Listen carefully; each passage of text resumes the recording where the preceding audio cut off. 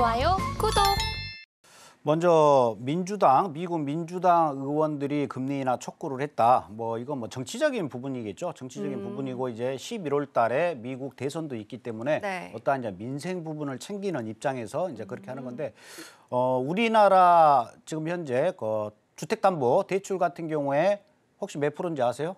몇 프로일까요? 4에서 좀 굉장히 낮은 게 4. 그리고 네. 4에서 4.5% 정도 됩니다. 주택담보대출이. 그러니까 꽤 금리가 우리나라 같은 경우는 미국만큼은 오르지 않았지만 그래도 굉장히 서민들이 부담이 되겠죠. 그래서 지금 연끌해가지고 아파트나 이런 걸 집을 구입한 사람들이 지금 경매로 지금 많이 나오고 있지 않습니까? 거기다가 네. 가격까지 떨어지고 있는 상황이고.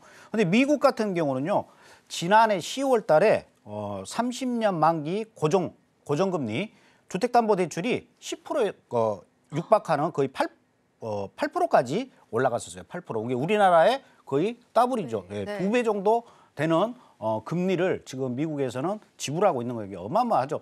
지금 좀 많이 좀 내려와가지고 지금은 거의 한 6.8, 7% 정도 된다라고 해요. 그래서 이제 어떠한 정치적인 측면에서 민주당 의원들이 금리 인하를 해가지고 서민들 좀 모기지론이라든가 이런 부분 좀 목줄 좀 튀게 좀 해주라 이렇게 했는데 네. 정치인들은 그렇게 얘기했다고 당장 금리 인하는 하지 않겠죠. 금리 인하는 하지는 않겠지만 그래도 어느 정도 파월 연준에서는 그래도 집권 여당이기 때문에 어느 네. 정도는 감안을 할 것이다. 이 정도로 여러분들이 보시면 되고 이게 금리 인하 촉구했다고 해가지고 금방 어떻게 금리 인하 쪽으로 가닥을 잡는다거나 그러지는 않을 거니까요. 여러분들 네. 그렇게까지는 생각 안 하셔도 될 것 같습니다.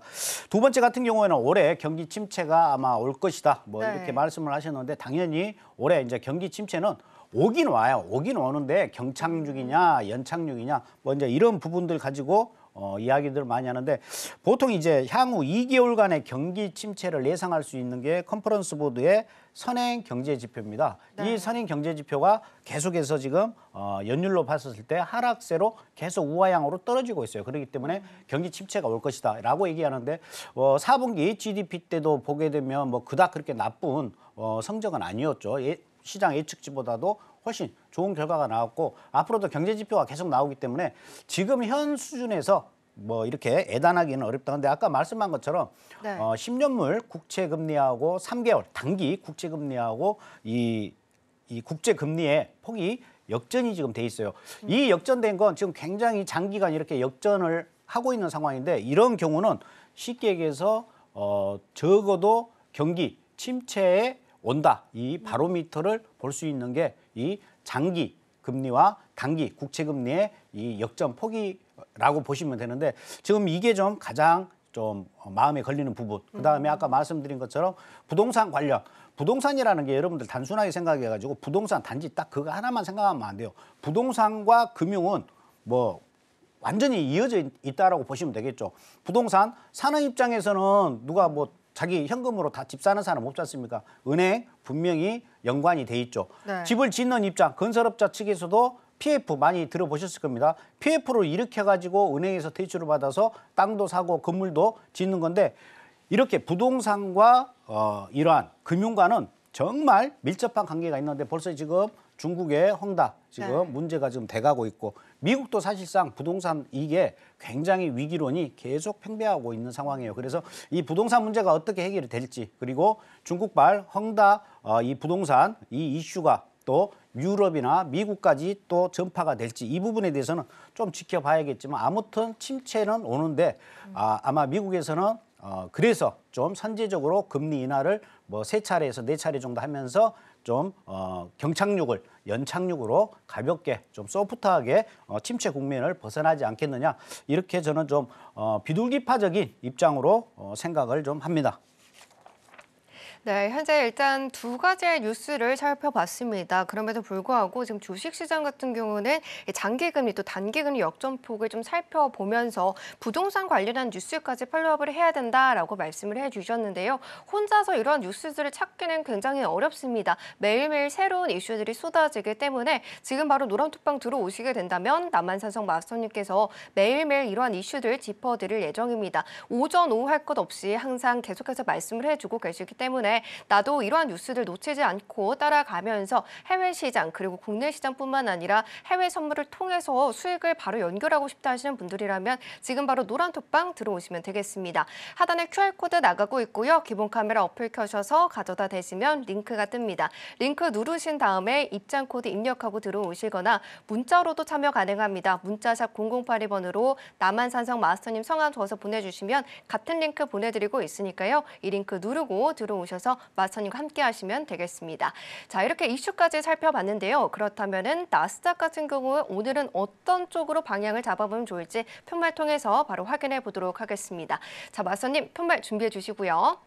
네, 3, 2, 1 들어주세요. 오늘 매도 시그널 들어주셨습니다. 오늘 어떤 쪽의 이유로 매도 시그널 들어주셨을까요? 네. 일단 현재 국면은 좀 눈치 보는 장이다 이렇게 보여지고 일단은 매도로 저는 보는데 아직까지 추세가 그렇다고 해가지고 뭐 매수가 꺾였다 이런 내용은 아니기 때문에 그 부분 여러분들이 참고하시고 오늘만 매도다 이렇게 여러분들이 대응을 하시면 되실 것 같습니다. 먼저 차트 한번 보시고 제가 설명을 좀 드리겠습니다. 네. 먼저 우리가 일봉 차트 먼저 보도록 하겠습니다.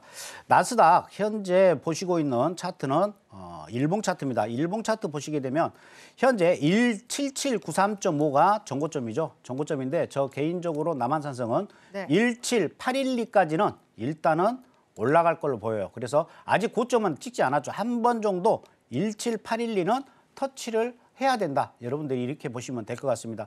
어제 양봉으로 좀 나왔기 때문에 오늘도 매수세가 좀 이어질 수가 있어요. 근데 현재 구간에서는 지금 매도세가 계속 나오고 있다. 좀 눈치 보는 장이 될 수가 있다. 그래서 컨퍼런스 보드 오늘 12시에 컨퍼런스 보드 소비자 신뢰지수가 나오는 거에 따라서 다시 방향이 바뀔 영향력은 충분히 있어 보입니다. 현재 요단강 상단에 있기 때문에 아직까지는 매수세는 저가 매수는 들어온다. 하지만 지금 현재 구간에서는 여러분들이 매도로 대응을 하시는 게 맞습니다. 먼저 60분짜리로 조금 더 디테일하게 제가 여러분들에게 설명을 좀 드리겠습니다. 지금 현재 왜 매도냐면 현재 60분짜리로 보시게 되면 오늘의 시가이면서 요단강 지금 상단이 아래로 내려왔어요. 하지만 요단강 하단 17628, 17619 여기는 깨지지 않았기 때문에 큰 매도세는 나오지는 않는다 이렇게 보여지고요. 오늘 대응 방법은 이렇습니다. 먼저 17711 이 자리까지 온다. 그러면 여기에서는 매도로 여러분들이 일단 현재 구간에서는 대응을 하시는 게 맞습니다. 매도로 대응을 하시는 거고요. 매도로 대응을 했다 그러면 목표가는 어디까지 보느냐? 17629 여기까지 매도로 볼 수가 있습니다.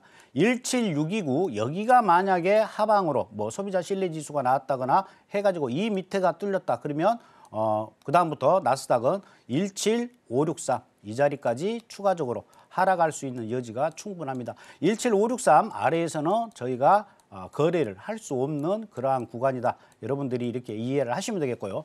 만약에 17711 위로 다시 올라타는 모습이 나온다. 그리고 직전 고점이죠. 17735 여기가 돌파가 된다라고 하면 좀 더 상승을 할 수가 있다. 이렇게 보시는 게 맞아요. 그래서 17711 위에서는 매수 관점이고요. 17711 아래에서는 매도 관점인데 현재는 매도 관점이죠. 그래서 17711 여기에서는 계속해서 매도로 대응한다. 만약에 1시간짜리가 17711 위로 올라타면 그때는 뭐다? 손절과 바로 스위칭으로 매수로 들어가셔도 된다. 하지만 17711 이 아래에서는 계속해서 매도고 만약에 소비자 신뢰지수 결과치가 시장보다 생각했던 것보다 안 좋게 나오면 추가적으로 좀 더 조정을 줄 수는 있어요. 하지만 현재 아까 일봉상 제가 설명을 드렸다시피 아직까지 상승 추세에서는 끊이지 않았다 이렇게 보시는 거고요. 추후에 또 제가 설명을 드리겠지만 1시간 일봉 차트로 봤었을 때 17438 이 자리가 깨져야만이 이제 아까 말씀드린 이제 매도 추세로 이제 바뀌었다 이렇게 볼 수가 있어요. 그래서 좀 크게 본다라고 하면 이 자리입니다. 이 자리 17438 이 자리 밑으로 만약에 깨진다. 그렇게 되면 이제 나스닥 같은 경우에는 최소 17048 이 자리까지 이때 계속해서 며칠 동안 약 2주 동안 박스권을 했던 자리거든요. 이 라인까지 다시 내려올 가능성이 커요. 그리고 지금 위 구간을 보더라도 지금 스토캐스틱 같은 경우에는 계속해서 지금 꼬임 현상을 계속 보이고 있는데 이렇게 꼬임 현상이 왔었을 때 큰 폭발이 있지 않으면 그대로 그냥 주저앉는 경우가 굉장히 많습니다. 그렇기 때문에 이 점 유의하시고 일단은 17437이 깨지지 않는 이상은 매수세는 살아있다. 그리고 오늘 일단은 매도로 오늘 대응을 한다. 이렇게 보시면 되실 것 같습니다. 좋아요, 구독!